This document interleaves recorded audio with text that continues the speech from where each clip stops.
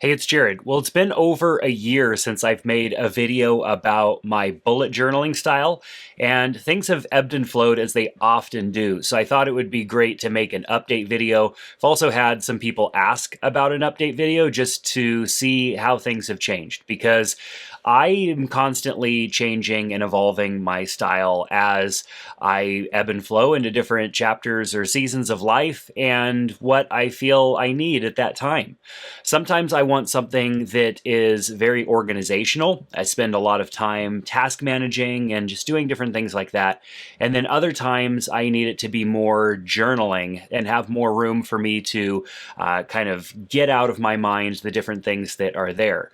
And so traditional bullet journaling has never really worked for me because it's maybe a little bit too task oriented and not enough area or space left over for kind of thinking and getting ideas out of my head and stuff like that. So I thought I would walk through my paper journal, also mention just some other different detours that I've taken over the years with bullet journaling, and maybe you could pull out a couple of things that make sense for you. So this is the journal that I've been using, and I've been using this journal for a bit over a year. I have kind of gone back and forth a little bit with digital and then back to the paper journal, and then sometimes time goes by and I fall away from journaling.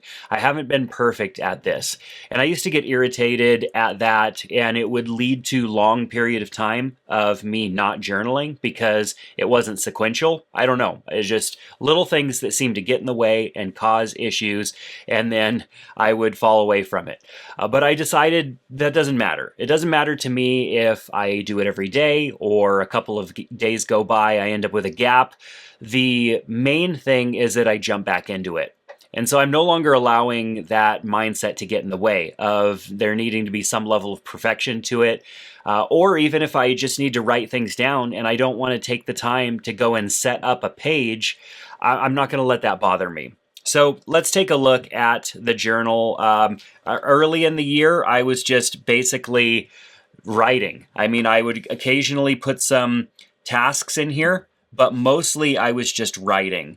And occasionally I'll throw a photo in here. I think there are a few pages where there are some photos. I got a little photo printer that prints a square photo, and occasionally I would add one of those. And I definitely wanted to do that more than I have been doing. I wanted there to be more photos in here, but I just haven't stuck to that as well as I would really like.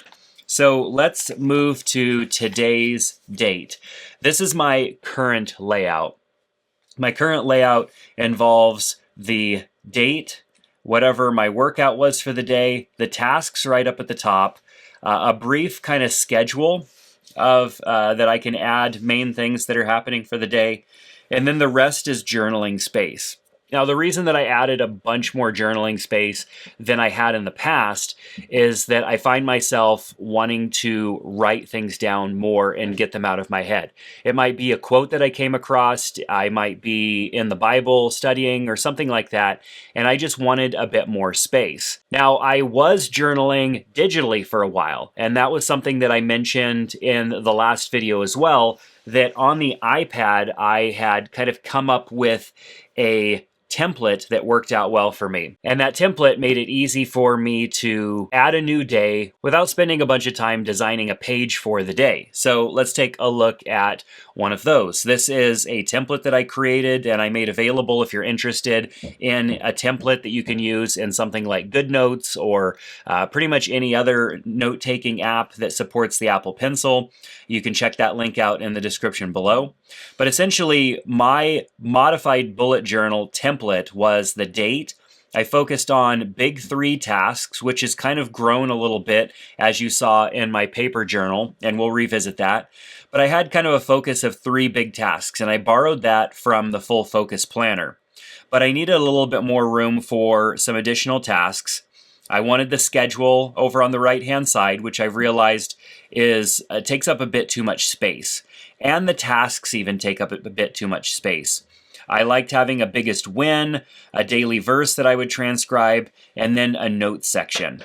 Now, the problem with this is that when I was doing this in a paper journal, the note section was always too small. I didn't have enough room for notes, so I'd have to go on to another page and I might fill out a quarter of that page. And then I would be frustrated with having a gap. I sometimes would feel the need to continue to write just for the sake of writing, so I could fill in that additional space. One of the nice things about the digital journal is that I could just add additional note pages and not feel like it was a big deal if I didn't completely fill those out. The template that I created that I used in GoodNotes had a variety of different pages that I could assign and use based on what I needed.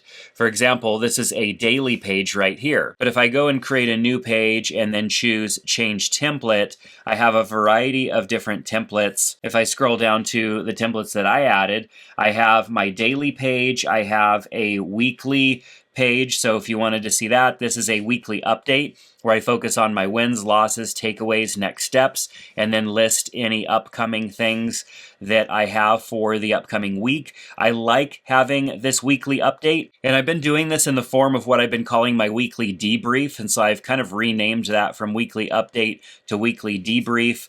And then I also have a monthly page, which the monthly page is just some main projects and then a big note section. And then I also had an extension page or an addition page for when I had more notes and I wanted to have an additional notes page. So the template that I was using in GoodNotes was great, but it's digital. And one of my main goals last year was to be less distracted by my technology, and that meant having some sort of an outlet that was not technology based. And that's what once again led me back to a paper journal. So if we look at the journal, there are some different pages that I have in here. Let me get to a debrief. It's been a few weeks since I've done a debrief. I kind of took a little bit of a break from that over the holidays, but I'm going to be getting back into that. The debrief typically has my fitness activities for the week, maybe some quotes, some things that I really liked for the week, or maybe it would be an insight, something that I came up with, an idea, or something that I'd been thinking about that week. I'll list my wins, my losses, and things that I've been thinking about.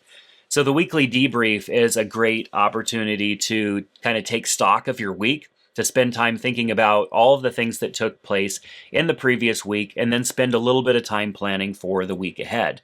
That has always been very beneficial to me, and it's something that I am starting back now that we are in 2025 and the holidays are over. But I really want to make use of the pages that are available here. And so, as you can see for today, or the day that I'm recording this, it's Monday. I rode my bike for 15.4 miles this morning. I have some tasks that I want to achieve. I have a schedule that takes up a lot smaller amount of space.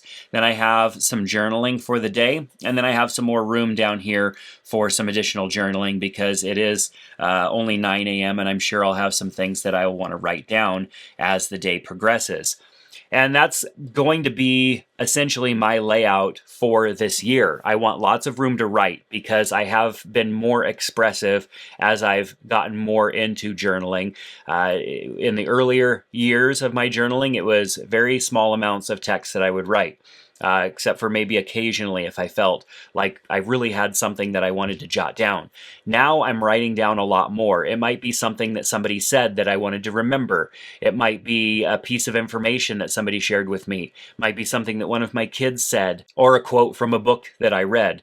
I want to get those things out onto paper so that it's easier for me to remember and to recall them. And then when I'm doing my weekly debrief at the end of the week, I look back through those days and I look over the different thoughts that I had, the different ideas that I wrote down, the different things that people shared with me, perhaps the different insights that I had throughout the week, and then I process that. I think through that. Do I need to further work on that idea? Is it an insight that I need to dig deeper into, or was it just a interesting thought for the moment? It gives me the opportunity to continue the thought instead of just putting things in here and then they disappear into the ether forever. That has been the problem that I've had in the past. What do I do with all of these things that I write down? I know there's a therapeutic nature in just writing the things down and getting them out of my head, but as I have ideas, as new bits of information and things come into my mind and I put them down onto paper, what am I actually doing with that information and how am I using it to improve my day, my week, my month, my life moving forward? So that's been the progression of my journal. It's started out as bullet journal. Yeah, I added a couple of things, I removed a few things, and now it's kind of turned into part planner, but mostly journaling space. And that's something that I want to make sure that I have plenty of room for this year. But I really love seeing what other people are doing and how they're utilizing their journals as well. There's so many good videos online of people sharing different things, and I always pick something up whenever I watch one of those videos. I don't think that anybody has it completely figured out. What works for them in the moment works for them. Some people, bullet journaling by the book works for them. Having a strict guideline that keeps them organized and keeps them from getting derailed works really well. For me, I've never really been able to find one system that works perfectly for me. So I borrow little bits and pieces that I liked about that system to kind of build my own. And I feel like this will constantly change as I continue to journal and different areas of my life are more prevalent. Right now, I have some big goals and it involves a lot of thinking, and so I want a lot of room to write things down.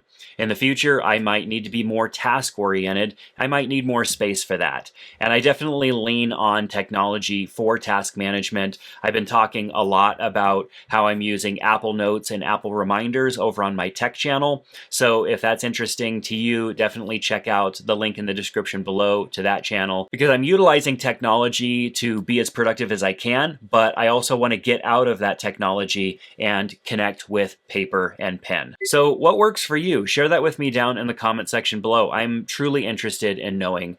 If you are interested in following along on my journey, make sure to click that subscribe button. You can also check out my newsletter down in the description below. I try to send something out a couple times a week to that. I found that it's a great way to connect and share some of my thoughts and insights from the week. So that's going to do it for this video. Thanks for being here. We'll see you tomorrow.